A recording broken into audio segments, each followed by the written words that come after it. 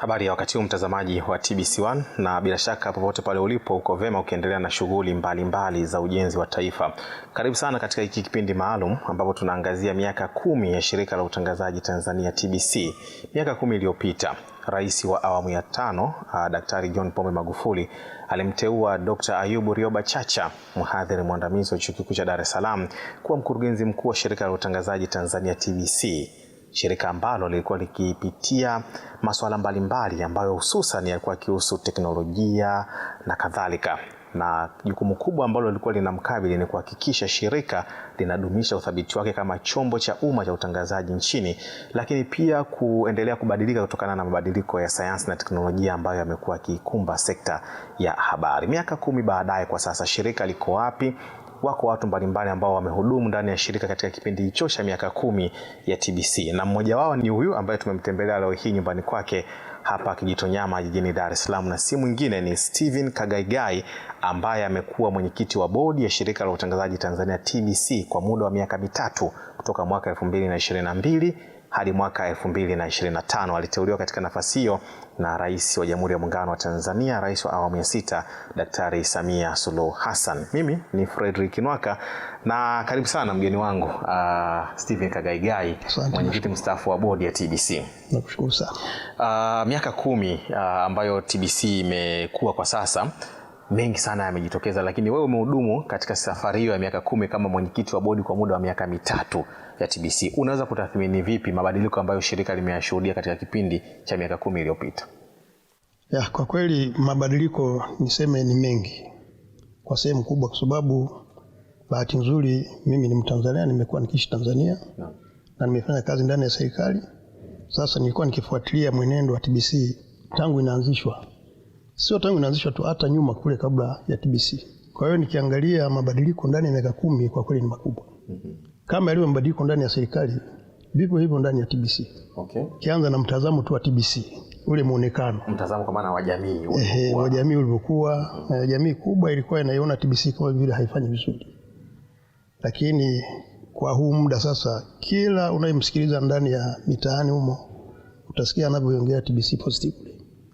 Nyuma hapo alikuwa anasema ina muonekano mbaya, vipindi vyake, lakini leo hii hapa muonekano wa TBC sio ule ambao tulikuwa tumeuzoea nyuma huko. Okay. Kabisa. Wewe wakati umekuwa ndani ya serikali kwa muda mrefu sasa, lakini ulikuwa nje ya TBC.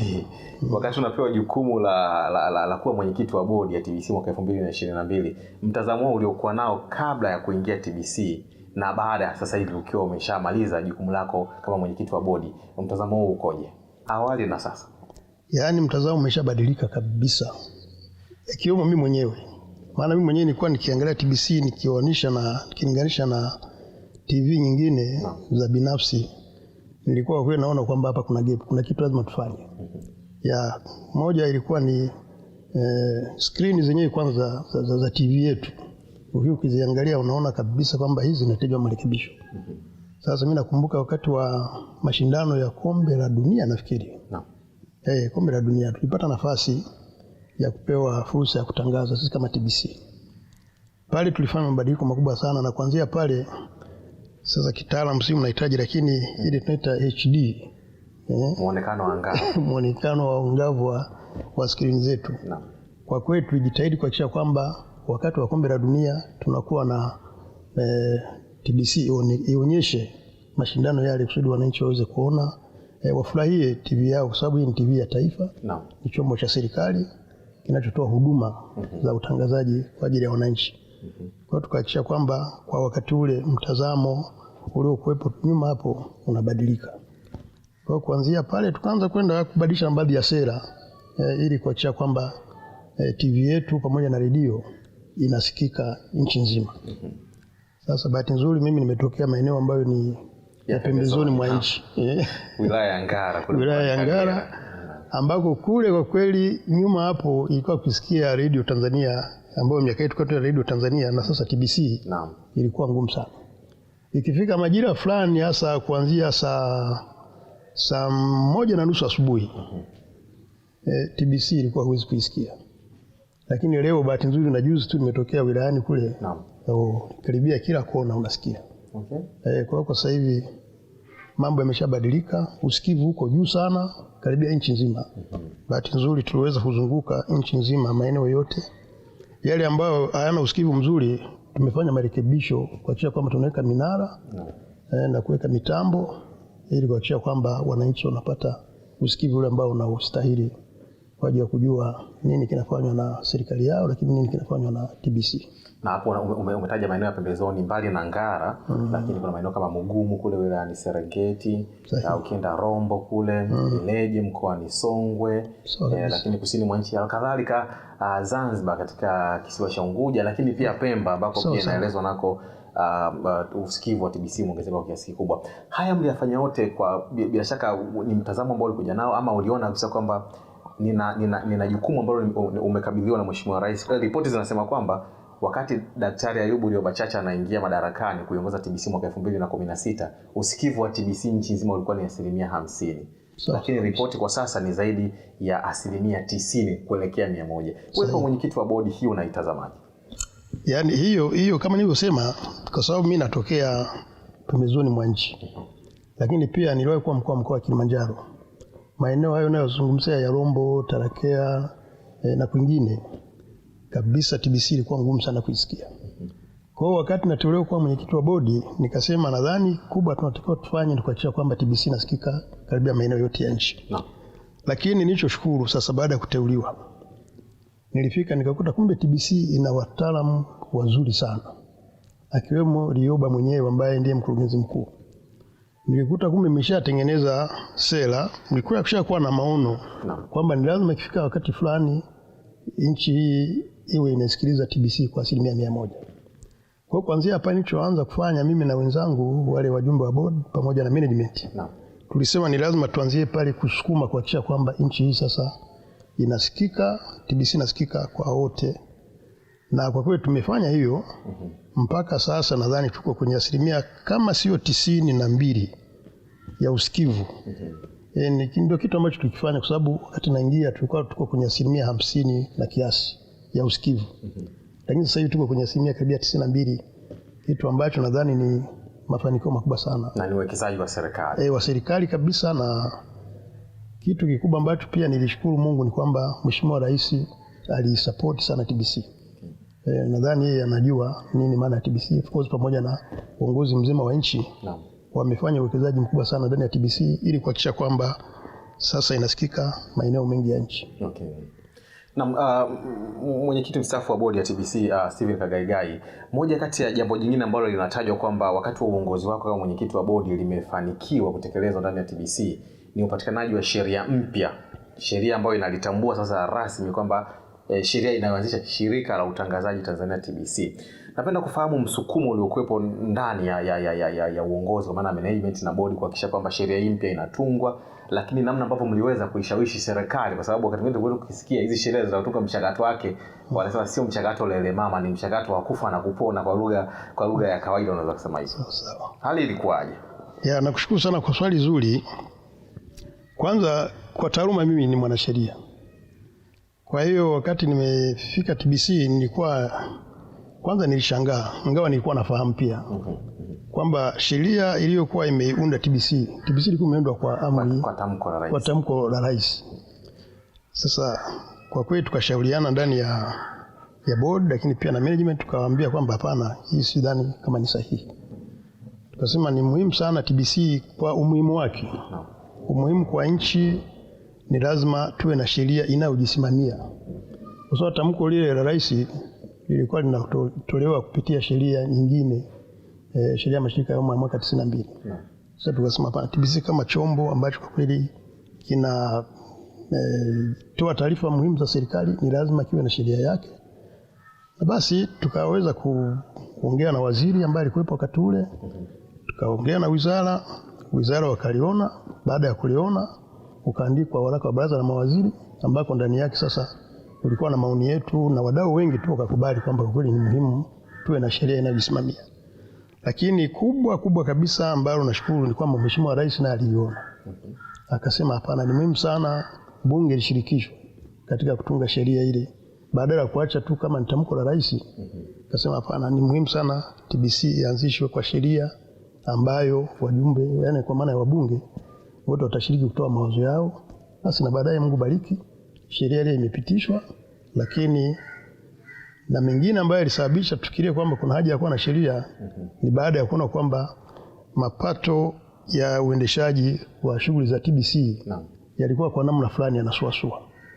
Kwa hiyo tukasema hapana, kukiwa na sheria, angalau vitu vikiwa ndani ya sheria inakuwa ni rahisi hata kuvipush, kwa maana ya kueleza mamlaka zinazohusika kwamba hapana, ni muhimu sana TBC ikatafutiwa fedha kwa ajili ya kuwa na shughuli endelevu ndani ya shirika. Mtazamaji wa TBC1, tunazungumza naye Steven Kagaigai ambaye ni mwenyekiti mstaafu wa bodi ya TBC, shirika la utangazaji la taifa, ambaye katika kipindi chake cha uongozi mengi yamejitokeza yenye manufaa kwa shirika na taifa kwa ujumla, na akielezea mojawapo hapa kuhusu sheria mpya ya TBC ambayo imepitishwa wakati yeye akiwa mwenyekiti wa bodi, na inatazamiwa kuanza kufanya kazi pale ambapo kanuni zake zitakuwa zimetungwa ili basi itekeleze wajibu wake kwa ufanisi na kuliwezesha shirika kutekeleza majukumu yake kwa ufanisi.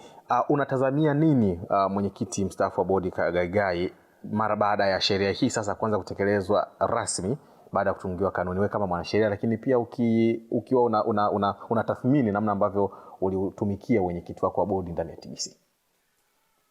Kwa sehemu kubwa mpaka sasa kama nilivyosema, TBC imekuwa na mafanikio makubwa sana. Lakini naamini sasa baada ya sheria ambayo imepitishwa kama itaanza kutumika rasmi na kanuni zake zikishapitishwa, nadhani TBC itapaa sasa, itafanya vizuri zaidi. Kwa sababu nyuma hapo tulikuwa na vikwazo hivyo kama ninavyosema kwamba mapato ya uendeshaji ya kuisaidia TBC iweze kuendeshwa vizuri yalikuwa mengine kwa kweli yanasuasua. Lakini sasa baada ya sheria hii kupita na kanuni zake, nina uhakika sasa hatutakuwa na yale mashaka ambayo tulikuwa tunakuwa nayo. Na mimi niseme tu TBC, inawezekana watu wengi hawajui umuhimu wa TBC. Lakini Watanzania ningependa niwaeleweshe kwamba TBC ni chombo muhimu sana katika mustakabali wa nchi. Ni muhimu kwa sababu ndio chombo ambacho kipo kwa ajili ya kutafsiri maendeleo ya nchi, kwa ajili ya kutafsiri miradi mingi ya nchi inayofanywa na serikali kwa ajili ya wananchi. Kwa hiyo ni chombo ambacho kwa kweli sio cha kubeza. Ni chombo ambacho Watanzania wanatakiwa wasimame kidete, yani waone kwamba sasa tuna chombo muhimu ambacho kwetu sisi kama Watanzania ndicho kinatusaidia kujua nini kinafanyika ndani ya nchi, lakini pia hata nje ya nchi. Kwa hiyo inawezekana Watanzania wengi hawajui umuhimu wake, lakini kwangu mimi ningependa niwaeleze tu Watanzania wajue kwamba TBC ni muhimu kweli kweli. Sawa. Na tuzungumzie eneo jingine ambalo pia mwenyekiti limechukua nafasi wakati ukiwa mwenyekiti wa bodi ndani ya miaka 10 ambayo TBC imeshuhudia mabadiliko makubwa, ni uwepo wa sera mbalimbali ambazo zilipitishwa kwa lengo la kuongeza ufanisi wa shirika. Mimi nimepitia katika makabrasha kadhaa na kuona sera kadhaa kama vile sera ya uwekezaji, kuna sera ya ulinzi wa maudhui na ulinzi wa data kwa maana taarifa za TBC, lakini pia kuna sera ya mgawanyo wa mapato. Ni baadhi ya sera ambazo nimeziona. Hizi zilikuwa na nguvu kiasi gani? Kwa nini hizi sera kwanza, lakini pia nguvu yake katika kuiwezesha TBC kutimiza wajibu wake kwa umma vile inavyopaswa? Kwanza, TBC kama dhima yake ilivyo ni chombo ambacho kinatakiwa kitoe taarifa za ukweli na uhakika. Sera zote hizo ziliundwa mahususi kwa ajili ya kuhakikisha kwamba TBC inafanya kazi zake kwa ufanisi. Na ufanisi wake nini? Hiyo ya kutoa taarifa ambazo ni za ukweli na uhakika. So kama chombo cha umma, kama chombo ambacho ndio kinachotumika kwa ajili ya kutafsiri maendeleo na mafanikio ya nchi, ni muhimu kisiwe chombo ambacho kinapotosha. Sasa sera zote hizo maana yake ni hiyo, kwamba TBC iweze kuwa na msingi wa kutoa taarifa ambazo zina ukweli na uhakika. So TBC kishapotosha, maana yake rais amepotosha, maana yake uongozi wa nchi umepotosha. Ndio maana tunasimamia kuhakikisha kwamba kwa kweli taarifa zinazotolewa na TBC sio taarifa za ubabaishaji, sio taarifa za ovyo. Ni taarifa ambazo kila mtu akisikiliza aseme kweli hiki ndivyo.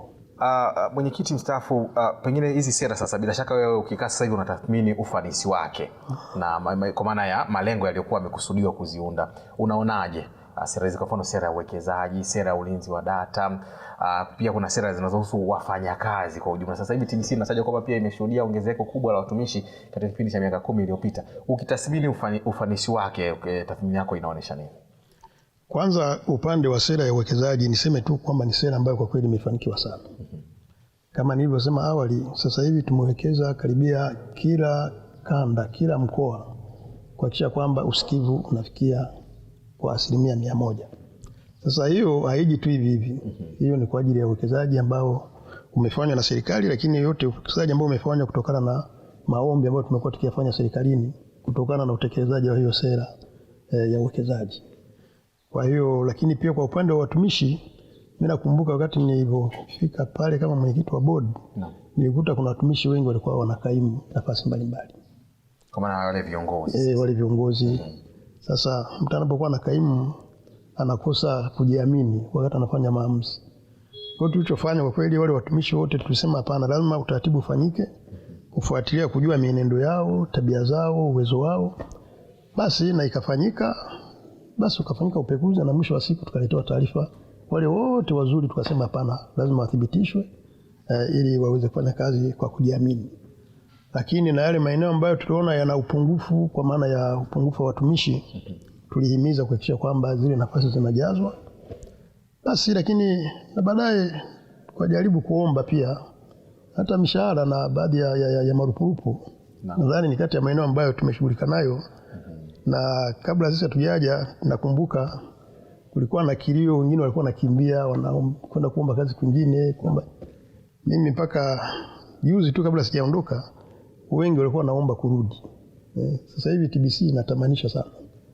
Na mimi niwaambie tu watumishi wa TBC wajue kabisa kwamba sasa hivi TBC walikuwa nao miaka hiyo sio hii ya sasa hivi. Na kuna mtazamo ulikuwa umejengeka kwamba TBC ni ya wazee. Ya wazee, lakini siku hizi tuna vijana wengi tu kwenye mitandao naona, na tumeanzisha na nimeona hiyo sera bila shaka ya masuala ya maudhui ya mtandao. Maudhui ya mtandaoni tumeanzisha, na hii ni baada ya kuwa tumeanzisha studio channel mpya. Naam. Nadhani unafahamu kama tuna channel mpya, lakini tuna TBC mtandaoni, TBC Digital ambayo kwa kweli sehemu kubwa tumechukua vijana ambao na inafanya vizuri sana. Inafanya vizuri sana, na sisi watu tunapata mrejesho kutoka kwa watu. Unapokuwa unapita mtaani, hata ukifungua kwenye simu na nini unaiona TBC live. Ndio. Kwa hiyo katika eneo ambalo linafanya vizuri sana. Sawa. Na ukitazama management ambayo umefanya nayo kazi, Daktari Ayubu Lioba Chacha kwa muda wa miaka hii mitatu umefanya nayo kazi, lakini amekuwa TBC kwa muda wa miaka 10. Ni kiongozi wa namna gani vile ambavyo umefanya naye kazi, na pengine yapi ambayo umeyaona kwake kama kiongozi mkuu wa shirika la utangazaji la taifa? Mimi niseme, nafikiri ilikuwa kwa kweli ni muda mwafaka kumpata Lioba kwa TBC. Kwa sababu bahati nzuri mimi nifanya kazi serikalini kwa muda mrefu. Ninajua kiongozi makini na kiongozi mbabaishaji. Lioba sio mbabaishaji. Lioba ni kiongozi makini, ni mbunifu. Bahati nzuri alipewa kuongoza shirika wakati yeye mwenyewe kumbe ni mtaalamu wa masuala ya habari. Akiwa amefundisha chuo kikuu cha Dar es Salaam kwa muda mrefu. Chuo kikuu cha Dar es Salaam kwa muda mrefu. Kama mwandishi wa habari pia. Kama mwandishi wa habari. Kwa hiyo alipofika pale nilisema kama ni upele kwa ulipata mkunaji. Na uzuri wake ni mtu yuko very strict. Lakini sio strict for nothing. No. Wala sio kwa kuonea. Yuko strict kwa ajili ya kuhakikisha kwamba mambo yanakwenda. Na kwa mtu ambaye kwa kweli ni mzembe, ni mvivu, kwa Lioba hawezi kwenda naye. Nafikiri ndio kitu tufanya mpaka TBC imefikia hatua hii. Kwa sababu ya namna yeye mwenyewe anavyosimamia, ni mkali, lakini sio mkali tu kwa ajili ya kuwa mkali. Mkali kwa ajili ya kuona kwamba mambo yanakwenda. Bahati nzuri mimi nifika pale, mimi ni mtu wa kupenda matokeo. Sasa na Lioba naye anapenda matokeo. Mimi nimeenda naye vizuri sana. Tumefanya kazi vizuri kabisa. Hata wajumbe wangu wa board walikuwa wanaweza ku-appreciate jinsi Lioba anavyofanya kazi. Lakini uzuri akapata na management pia ambayo ni nzuri. Kama nilivyosema, ile management tulifanyia vetting, na bahati nzuri wote wale ambao walikuwa hawana matatizo wakapitishwa, ambao walikuwa tayari sasa kwenda na speed ya Lioba, lakini speed pia ya board. Kwa hiyo Lioba namrecommend kwa kweli. Sawa. Amefanya kazi nzuri sana. Sawa. Na alama nyingine mojawapo ni ujenzi wa makao makuu ya TBC Vikonje Dodoma. Ulikuta katika hali gani, na ukitoa tathmini yako kama mwenyekiti wa bodi ambao umemaliza muda wako unaweza kuzungumziaje? Yaani ile wakati naingia pale ilikuwa ni almost ni kama iko kwenye maandalizi. Lakini mpaka hapa nadhani tuko kwenye asilimia almost karibia kumalizia. Kabisa, yani kila fedha ile inatolewa, bahati nzuri ilikuwa inaweza kusimamiwa vizuri, na hatua zote unaziona, na uzuri hata ile kampuni ambayo ilipewa kujenga ile yale makao makuu ni kampuni ambayo nafikiri ilikuwa inajua kabisa kwamba hapa tukicheza huyu DG hatutampona, au hii bodi hatutaipona. Kwa hiyo na yenyewe makao makuu nayo yako vizuri, na yale makao makuu yakiisha, kwa kweli nadhani itakuwa ni TBC ya mfano nadhani kwa maeneo mengi ya Afrika. Kabisa, na ukiangalia na studio tulizonazo sasa hivi, sasa tutazihamisha zitaenda kule, kwa hiyo TBC nadhani itakuwa na sura tofauti kabisa. Sasa muda unatukimbia sana, tunaelekea ukingoni mwa mazungumzo haya. Stephen Kagaigai, umetaja hapo awali kwamba TBC na watumishi sasa hivi wengi ni vijana ambao wanafanya vizuri na ndio kesho yenyewe ya TBC kama si leo. Una ujumbe gani kwa vijana na watendaji kazi wa TBC kwa ujumla katika wakati ambao wanafanya kazi katika taasisi muhimu hata kwa usalama wa nchi? Kwanza kabisa ni waombe watumishi wa TBC. Wale watumishi ambao wako ndani ya TBC ni kwamba wana dhamana kubwa sana. TBC ina dhamana ya nchi hii. TBC ni chombo muhimu sana kwa mustakabali wa Tanzania. Kwa hiyo watumishi, awe kijana awe mzee ndani ya TBC, ajue kwamba dhamana yake ni kubwa kwa nchi. Kwa hiyo mtu asifanye kazi kimzaha, kwa sababu kile ni chombo kikitetereka tu na nchi imetetereka.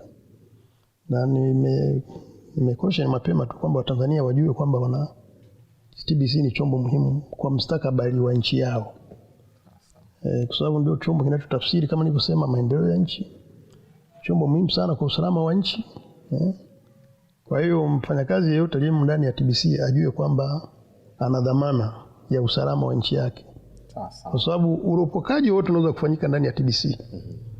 Tayari utaleta mtafaruku mkubwa sana. Chochote kinachoweza kuzungumzwa ambacho hakina ukweli, ambacho hakina uhakika. Na ndio maana ya lile neno ukweli na uhakika. Kwamba yeyote aliye ndani ya TBC ajue kabisa anatakiwa kuwa mkweli. Na sio mkweli tu, ajue anachokisema pamoja na ukweli wake, lakini ana uhakika nacho na madhara yake ni nini kwa nchi yetu. Unaiona wapi TBC kwa miaka 10 mingine inayokuja? Wakati ukikaa na unaangalia TBC, unaona vipindi vyake, unaiona wapi miaka 10 ijayo kwa sekunde 30? Ya TBC ninavyoiangalia nikiuisha na vision ya taifa, dira ya taifa ya mwaka 2050. Naiona TBC itakuwa ni chombo kubwa kabisa ambacho mimi nikiangalia, kwa sababu vyombo hivi vya utangazaji wa taifa ndio vinavyotafsiri pia na sera ya nje ya nchi. Naona kama itafika sehemu itakuwa kama yalivyo mashirika mengine ya utangazaji duniani. Naam. Kabisa.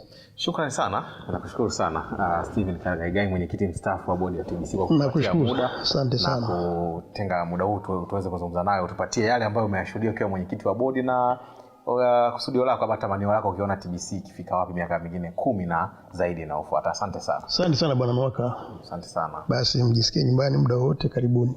Asante sana mtazamaji wa TBC1. Tumekuwa tukiyazungumza haya na mwenyekiti mstaafu wa bodi ya shirika la utangazaji Tanzania TBC, Stephen Kagaigai.